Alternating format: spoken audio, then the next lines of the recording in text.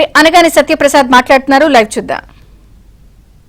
43,89 lakhs ఇవ్వడం జరిగింది. 100% కూడా ఆగస్ట్ 2 కల్లా ఇచ్చి ప్లస్ అది కూడా అవసరం ఉంటే అధికారులకు వాళ్ళకి ఓపెన్ డొమైన్లో కనపడే విధంగా చేయమని చెప్పారు అక్టోబర్ 2 కల్లా. అలాగే ముఖ్యంగా ఈ రాష్ట్రంలో మా సూపర్ 6 చెప్పినటువంటి అన్నీ కూడా మేము చేస్తూ ఉన్నాం. ఒక సుపరిపాలన వైపు వెళ్తూ ఉన్నాం. పేదవాడి భూ హక్కులు కల్పించే విధంగా ఎలాగైతే ల్యాండ్ టైటిలింగ్ యాక్ట్ రిపీల్ చేశామో, ఏదైతే మాట ఇచ్చామో బరియల గ్రౌండ్స్ మీద, అలాగే పేదలకు ఇల్లు కానీ జర్నలిస్టుకి ఇల్లు కానీ ఇవన్నిటిపైన కూడా చర్చ జరిగింది.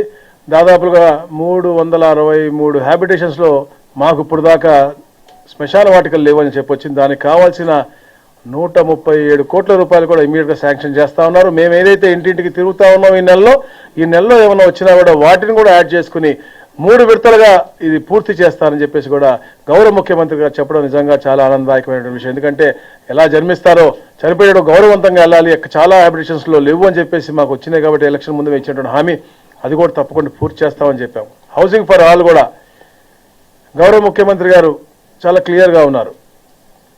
ప్రతి పేదవాడికి కూడా నివాసయోగ్యమైనటువంటి ఇల్లు ఉండాలి.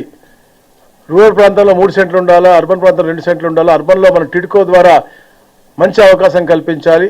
2 సంవత్సరాల లోపల ప్రతి ఒక్కరి దగ్గర కూడా మనకి ఇళ్ల స్థలాలు ఉండాలి. 3 సంవత్సరాల్లో ఇల్లు కూడా ఉండాలని చెప్పే ఒక డైరెక్షన్ కూడా ఇవ్వడం జరిగింది ఈరోజు. దానికి అలాగే ఏదైతే జర్నలిస్ట్ సోదరులకు కూడా ఇస్తా అన్నారో అది లీగల్ యాజెస్ ఉన్నాయి. దానిపైన కూడా జీవోఎం ఇవాళ ఇవ్వడం జరిగింది. గౌరవ ఎంఏయుడి మినిస్టర్ గారు, గౌరవ హౌసింగ్ మినిస్టర్ గారు, రెవెన్యూ మినిస్టర్ గారు నన్ను మా ముగ్గురిని కూడా ఇవాళే ఈ జర్నలిస్ట్ హౌసింగ్కు ప్లస్ పేదల ఇళ్ళల విషయంగా కూడా ఒక హౌస్ కమిటీ వేయడం జరిగింది. తప్పకుండా అతి త్వరగా ఇవన్నీ కూడా మేము అక్టోబర్ 2 ఎక్కువ కార్యక్రమాలకు మేము డెడ్ లైన్ పెట్టుకున్నాము. కొన్నిటికి ఆగస్ట్ 15 పెట్టుకున్నాము, అక్టోబర్ 2కి పెట్టుకున్నాం. సో ఈ డెడ్ లైన్స్ లోపల వీటికి అన్నిటి కూడా పరిష్కారం వచ్చే విధంగా చేయబోతా ఉన్నాం. దాదాపుగా 1,85,000 మాకు ఈ రెవెన్యూ సదస్సుల్లో దరఖాస్తులు వచ్చినాయి. కానీ కేవలం 687 మాత్రమే ఉన్నాయి. అంటే మిగతా అన్ని కూడా మేము పరిష్కార మార్గం లేకపోతే చేయలేనివి. ఎందుకంటే వచ్చే సమస్యలన్నిటికీ కూడా చాలా మటుకు చేయలేని ఉన్నాయి. నేను మొన్న పార్టీ ఆఫీసులో కూర్చుంటే దాదాపు 60 వచ్చినాయి. దాంట్లో 59 చేయలేనటువంటి.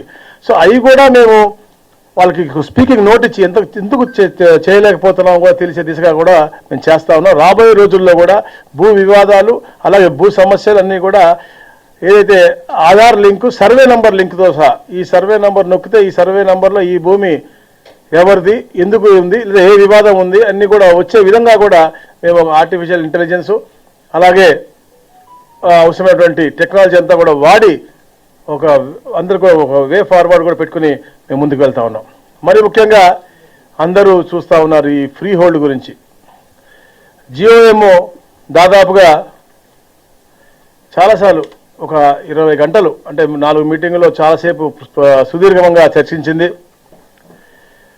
ఫ్రీ హోల్డ్ అనేది పేదలకి లబ్ధి పొందాలి, దాని మంచి రూపకల్పన చేస్తే బాగుంటుంది. 10 అంశాలు మేము గౌరవ సిసిఎల్ఏ మేడం అవ్వచ్చు, మా ఇతర అధికారులు వచ్చి, మా అడిషనల్ సిసిఎల్ఏ వచ్చి అందరం కూడా దాని మీద ఒక 10 అంశాల మీద, ఎందుకంటే కొన్ని డిఫరెంట్ వేస్ ఉన్నాయన్నమాట. అంటే నో ప్రూఫ్ ఆఫ్ అసైన్మెంట్ అవ్వచ్చు, eligible for free hold but correct proceeding లేకపోవచ్చు, లేకపోతే వాటర్ కోర్స్ పోరంపోవచ్చు.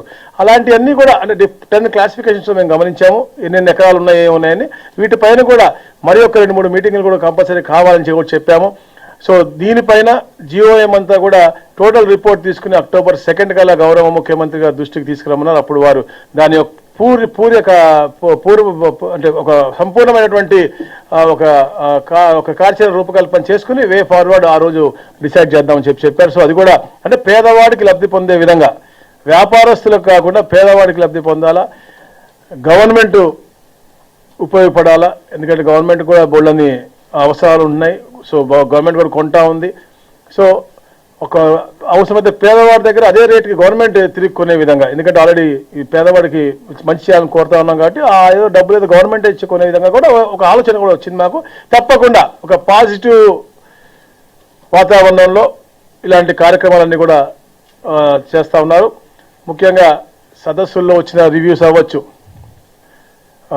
మనకి గ్రీవెన్స్లో వచ్చి అవ్వచ్చు, లేకపోతే పొలిటికల్ లీడర్స్ దగ్గర వచ్చి దాదాపుగా 4,63,000 పైచీలకు గ్రీవెన్స్ 1 ఇయర్లో వచ్చినాయి. దాంట్లో 3,99,000 పూర్తిగా పరిష్కరించడం జరిగింది. మిగతా అన్నీ కూడా అంటే ఇంకా ఎస్ఎల్ఏ లోపలే ఉన్నాయి కాబట్టి అవి కూడా త్వరలో మేము పరిష్కరించబోతా ఉన్నాం.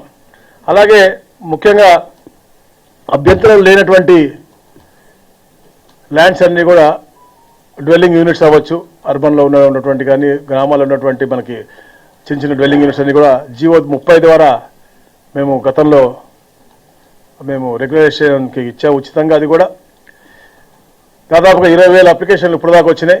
ఏదైతే మేము తొలి అడుగు కార్యక్రమం చేస్తా ఉన్నాం, సుపరిపాలన తొలి అడుగు, దాంట్లో కూడా ఇది ఒక స్పెషల్ డ్రైవ్గా తీసుకుని ఏదైతే వస్తా ఉన్నో అవన్నీ కూడా పూర్తి చేయాలి. ఎక్కడ కూడా అన్రెగ్యులరైజ్డ్ ఇల్లు ఉండకూడదు. ఏదన్నా అంటే ఆ క్లాసిఫికేషన్లో చిన్న చిన్న కన్వర్షన్, డూయబుల్ కన్వర్షన్స్ ఉంటే అవి కూడా చెయ్యాలి అని చెప్పేసి గౌరవ మేడం గారికి కూడా గౌరవ ముఖ్యమంత్రి గారు తెలియజేయడం జరిగింది. అలాగే వాట్సాప్ గవర్నెన్స్ ద్వారా 56 సర్వీసెస్ ఇస్తా ఉన్నాం. దాంట్లో ఏదైతే కేటగిరీ ఏ, కేటగిరీ బి కింద చేసి అవి పెట్టినా అవన్నీ కూడా చూసి ఏవైతే అవసరం ఉన్నాయో అవన్నీ కూడా పూర్తిగా వాడకంలోకి తీసుకొచ్చి అనవసరమైనటువంటి చిన్న చిన్న కూడా ఇంటిగ్రేట్ చేసి ఆటోమేటిక్గా కావాల్సినటువంటి అధికారులకు అవి వెళ్లే విధంగా కూడా ఈ యొక్క కార్యక్రమం చేయమని చెప్పేసి కూడా చేశారు. అలాగే మన మిత్రుల్లో ఇప్పుడు దాకా 9 లక్షల మంది ఈ రెవెన్యూ యొక్క రిక్వెస్ట్ కోరటం జరిగింది. వాళ్ళందరికీ కూడా మేము రివర్ట్ అయ్యాం. అంటే ఈ సంవత్సర కాలంలో అద్భుతంగా రెవెన్యూ డిపార్ట్మెంట్ పనిచేసింది. ఎందుకంటే కాల్ సెంటర్ ఫీడ్బ్యాక్ల్లో కూడా గౌరవ ముఖ్యమంత్రి గారు ఈరోజు మా రెవెన్యూ డిపార్ట్మెంట్ కూడా చాలా అభినందించారు. వాళ్ళందరికీ కూడా నేను కూడా మా అధికారులందరూ కూడా ప్రత్యేకంగా నా కృతజ్ఞతలు అభినందనలు తెలియజేస్తాను. ఎందుకంటే రెవెన్యూ సదస్సుల్లో 14,368 ఫీడ్బ్యాక్ రెస్పాన్స్ తీసుకుంటే మా యావరేజ్ సాటిస్ఫాక్షన్ ఆన్ రెవెన్యూ వచ్చి 2.5 వచ్చింది 5 మార్క్స్లో. సో స్టేట్ యావరేజ్ వచ్చి 1.8 టాప్లో ఉంది రెవెన్యూ. అంటే the way we have reacted, ఎలా మేము వాళ్ళు స్పందించాము, ఎలా వాళ్ళకి ఆన్సర్ ఇచ్చాము అనే దిశగా వాళ్ళు సాటిస్ఫాక్షన్ చెప్పారు. అలాగే పీజీఆర్ఎస్ టీంలో వాళ్ళు 23,934 మందితో ఫీడ్బ్యాక్ తీసుకుంటే డిపార్ట్మెంట్ వైజ్గా చూస్తే 4వ 5వ ర్యాంకులో ఉన్నటువంటి పరిస్థితి.